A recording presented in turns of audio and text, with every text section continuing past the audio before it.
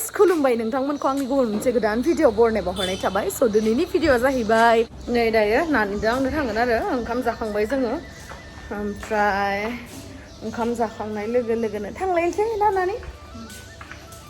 environment दे नालाय बेखायनो मा मोनो नायनोसै आं गारि दिहुनना लागोन स' बयनिसिमबो आंनि गोसो गोरबोनिफ्राय हेपि वर्ल्ड इनभारमेन्ट डे स' नोंथांमोना जुदि आंनि भिडिअखौ नायनो इन्ट्रेस्टेडब्ला नायलांबाय थादो ना मा होनो थुदो बिदिब्ला आंनि भिडिअखौ स्टार्ट खालामनोसै चलो आरो लोगोसे जों दायो प्लान्सफोर लायनो थांगासिनो आरो इनभारमेन्ट डे जिहेतु माबा माबिथ' गायखानांखागोन आरो इनभारमेन्ट डे होननानैल' गायदों बेबायदि नङा नोंथांमोनाथ' आंनि व्लग्सफोरखौ नुदोंबा जानो हागौ आंथ' गायखायो आरो बेलेग दिनाव गायनांगौ दिसुन गायनायनि दिन बेबायदिथ' गैया माने गायजायो आरो सानफ्रोमबो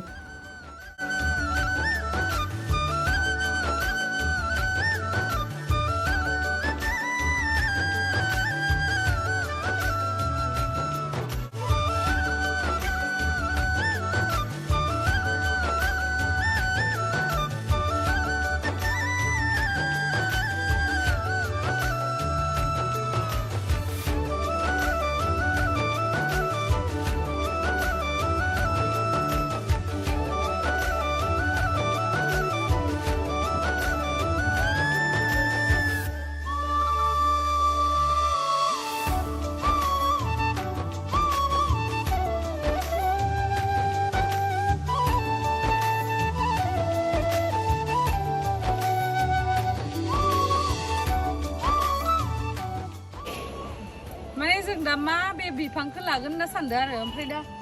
बानलुखौ लांबाथ' मोजां जागोन बानलु गायनानैबो जानोबो हागोन बानलु बुमरांखौ यार আপুনি থাকে ন ইয়াতে নাথাকে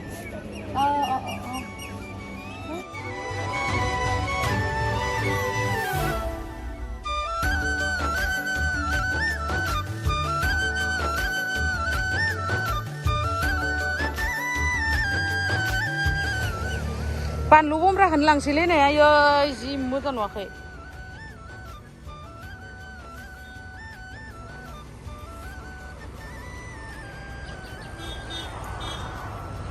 ओइलाय इदि फुलखौबो गायजागोन नारेंनिखौ मोनसेला फिथाइ थायखानायखौला इखौला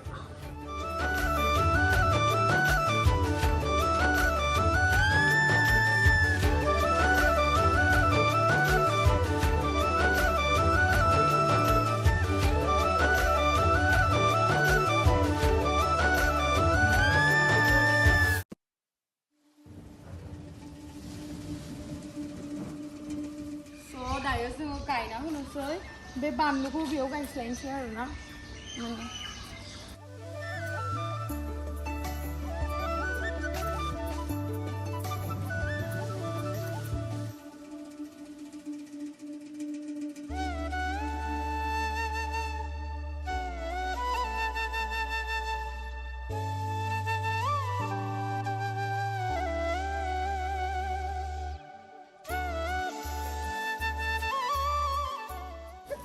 हेलो गाइस मैं मोनू भाई कहना चाहती हूँ कि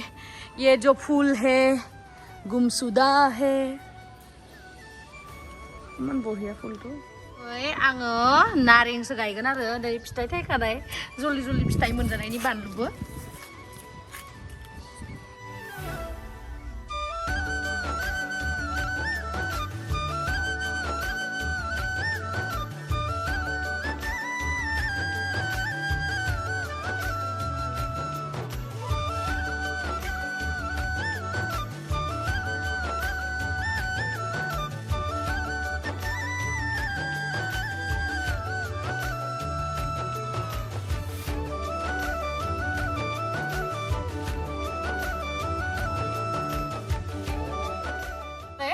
नारेंबो थाखानायखाय माने नारेंखौनो गायबाय आरो ना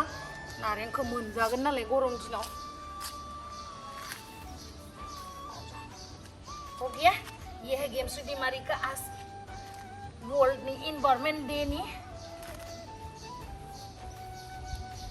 वाव बढ़िया आरो इथिंबो गायना होबोनसै बानलुखौ नों गायना होदो दे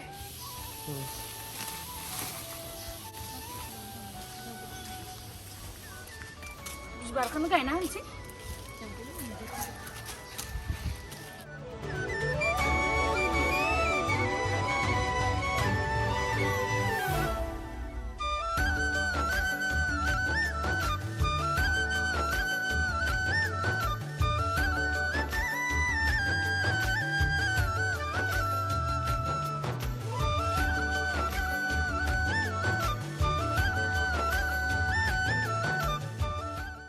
दहय जे नारें गायदोंमोन बेखौ जाहैबाय गेमस्रि दैमारिनि नामाव गायबाय ओमफ्राय दा नै बे अन्थाव बाथाव समायना बिबारखौ आङो लावदुमनि नामावहाय गायबाय आरो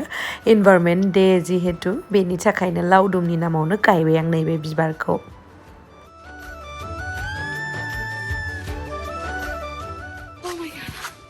मेंबाय ओमफ्राय गायनोसै मेंबाय दे दाबो बोरै मोनखो दिनै वर्ल्ड एनभायरनमेन्टनि स' बयखौबो आंनिथिंनिफ्राय हेपि वर्ल्ड एनभायरनमेन्ट डे स' इदि साननाङा नोंथांमोना जे एनभायरनमेन्ट डेआवल' बिफां गायनांगौ बेबायदि नङा मानो होनोबा बिफांजों बा जोंजों बिराद मोनसे क्ल'ज रिलेशनशिप दङ बेखायनो जोङो गायखानांखागौ आरो ओमफ्राय जोंनाथ' बेयाव एपार्टमेन्टआव जायगा गैया नालाय बेखायनो बिबार आरो नारें जिखुनु बिफां गायना होबाय आरो ओमफ्राय ओरैनो एनभायरनमेन्ट डे नङाबाबोथ' जों गायखायो नालाय न'आव थानायफोरा बिफां गिदिर गिदिर गायना होस'देद जों अक्सिजेनखौ बारा मोनो स' आसा खालामो नोंथांमोनाबो बेबायदिनो गायबाय थागोन होननानै बिफां थाबासो मानसि थागोन बिफां थाबासो मानसिबो थागोन मिथिखायो बेखौ गासिबो दिनैहाय दायो जोङो लकडाउन समावहाय गुवाहाटियाव बेलतलायावहाय जोङो दायो बाजार खालामनो थांनो नागिरदों आरो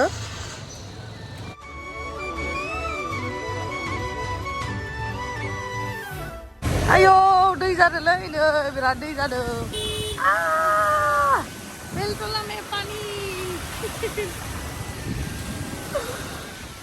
माइसे दै पानी बाना हो गया पानी बाना अखा हाबाय अखा माने पार्सेल दङ आरो आंनि बे पार्सेलखौ माने बे बेलतलायावहाय कन्टेनमेन्ट जन मोनदोंना बेखायनो डेलिभारि जाया आरो बेखायनो जोङो डाइरेक्ट अफिसाव थांनानै लायनो नागिरदोंमोन ओइ बिल्डिंआवहाय थांगोन जोङो इयावहाय थांगोन स्कुटिखौ इयाव दोनबाय जोङोथ' आयौ माइसे हामा लामायालाय चलो चलो अखा हाजोब्बाय सेस पानी पानी हो गया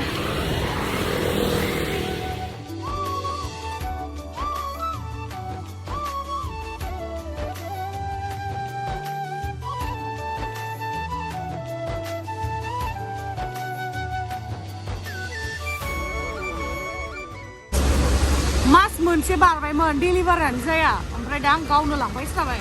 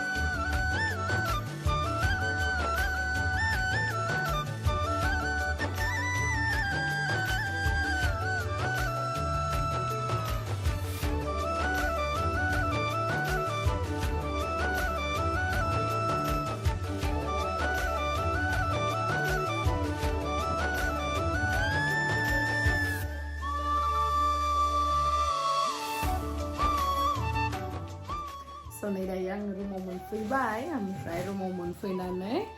नै बिसिनोसै आङो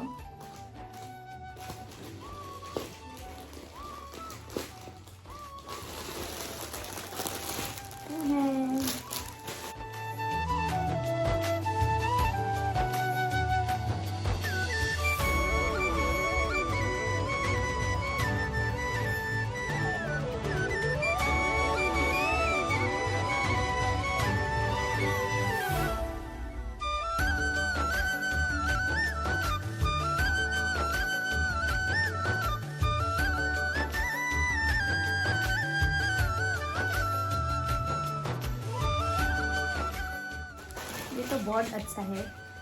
आयो कलरा आं इदि कलर गानफेराखैमोन बियो सिंनि आरो इयावहा ऐसा पहनूंगी माने बेबायदि गाननानै ओमफ्राय बियो सायावहा आरो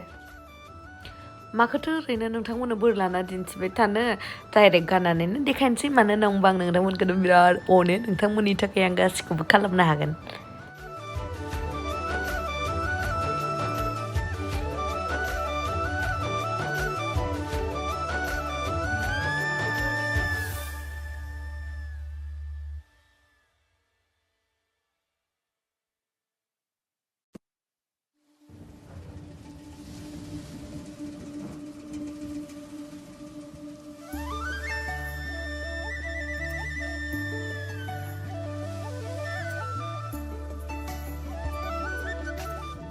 नेक्स्ट टपा नैबेनो बिराद मोजां आरो आंथ' नेट बेबायदि थानायखौ मोजाङानो मोनो ओमफ्राय बे एक्सट्रा दानि जे देखायदोंमोन ना बेयो बेबायदि आरो ओमफ्राय नै डिजाइना बेबायदि ओमफ्राय बे कालारनि ड्रेसखौ आं दिनैसो फार्स्ट टाइम गानदों बेखौ मा ब्लु होनगोनथाय मिथिला जिखुनु आंथ' मोजां मोनदों नोंथांमोना माबोरै मोनखो नायदो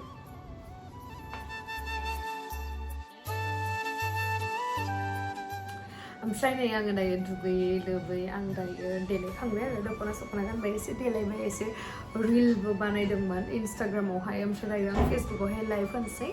ओमफ्राय स' बिदिनो आङो भिडिअ बानायलांसै आरो स' दिनैनि बे मोनसे भिडिअखौ आं बेवहायनो एन्ड खालामनोसै स' थेंक इउ स' माच गाइस आंनि भिडिअखौ जोबजासिम नायनायनि थाखाय लाभ इउ नोंथांमोना आंखौ फेसबुकाव लाइभ नायदो माने बेखौथ' आङो लाइभ होखांनायनि उनावसो होगोन नालाय नै लकडाउन समावलाय माथो खालामबाय थानो नङा होमबा बेखायनो रिल्सफोरखौनो बानायबाय आरो दिं दिं दिं बोले चूड़ियां बोले कंगना दिं दिं दिं दिं हाय मैं हो गई तेरी साजना दिं दिं दिं दिं मबाइल नांगौ आंनो मबाइल नांगौ सना नो सना नो मबाइला थेट तेरी गाननाङा आंनो बेबायदि खम दामि मबाइलखौ आंनो नांगौ दामि मबाइल दामि ओ सना रावजोंबो दा रायलाय ओ सना रावजोंबो दा रायलाय गोसोआ दुखु मोनो